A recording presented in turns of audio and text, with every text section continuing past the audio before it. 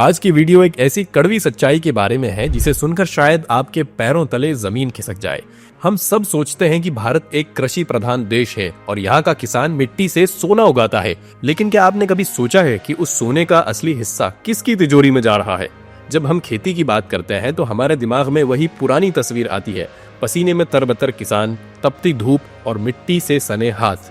लेकिन पर्दे के पीछे एक बहुत ही गहरा, साइलेंट और बेहद चालाक मनी गेम शुरू हो चुका है, जिसे दुनिया एग्रीटेक कहती है। ये सिर्फ खेती और टेक्नोलॉजी का मेल नहीं है, बल्कि एक ऐसा चक्रव्यूह है जिसमें अरबों रुपये का खेल हो रहा है। और इस खेल के नियम वो लोग तय कर रहे हैं जो कभी खेत की मेड़ पर भी खड़े नहीं हुए।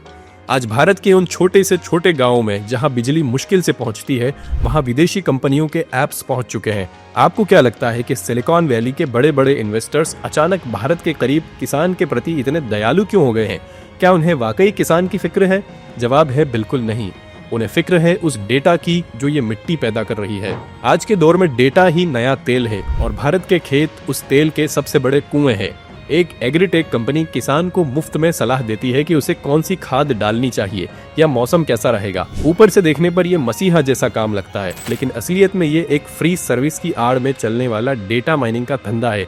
कंपनियों के लिए किसान अब सिर्फ एक इंसान नहीं, बल्कि एक कस्टमर प्रोफाइल है। उन्हें पता है कि किस गांव में कितनी जमीन है, वहां का किसान कितना कर्ज ले सकता है, उसकी खर्च करने की औकात क्या है और वो अगले साल कौन सा बीज खरीदेगा। ये सारी जानकारी सोने की खान है, जिसे आगे जाकर बड़ी बड़ी मार्केटिंग कंपनियों और बैंकों को करोड़ों में बेचा जा सकता है।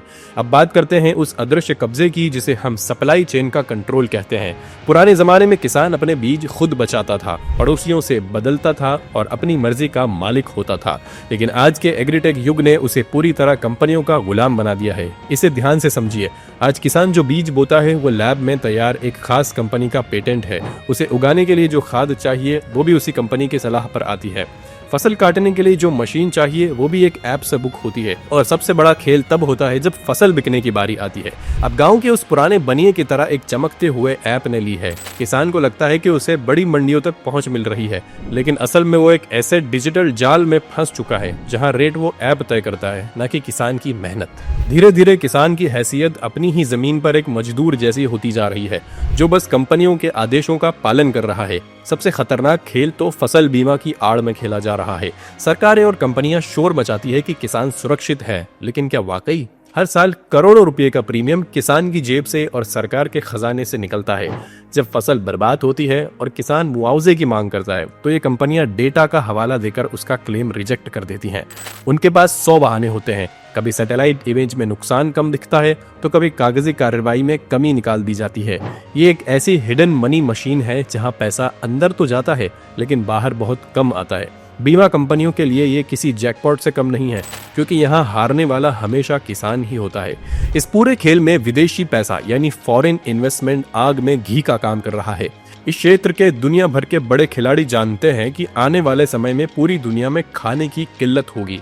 जिसके पास खेत होंगे और उन खेतों का पूरा कंट्रोल होगा, वही दुनिया की अर्थव्यवस्था पर राज करेगा। इसीलिए आज भारत के एग्रीटेक स्टार्टअप्स में अरबों डॉलर फूंके जा रहे हैं। ये कंपनियां आज घाटा सहकर भी किसान को अपनी आदत डाल रही है।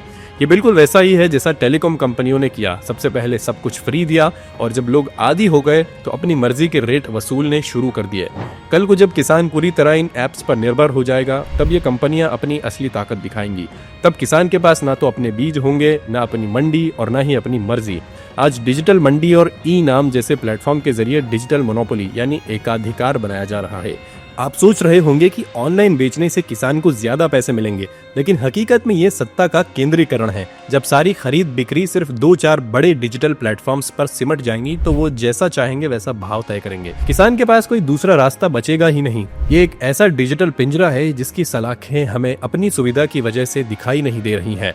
हमें ये समझना होगा कि टेक्नोलॉजी अपने आप में बुरी नहीं है, लेकिन जब इसका इस्तेमाल सिर्फ प्रॉफिट के लिए और किसी को मजबूर करने के लिए किया जाता है, तो वो एक मनी जाल बन जाता है। भारत के एग्रीटेक का यह छिपा हुआ पैसा आज भले ही आपको स्टार्टअप्स की कामयाबी लग रहा हो, लेकिन यह असल में ग्रामीण भारत की अर्थव्यवस्था पर एक बहुत बड़ा कब्जा है।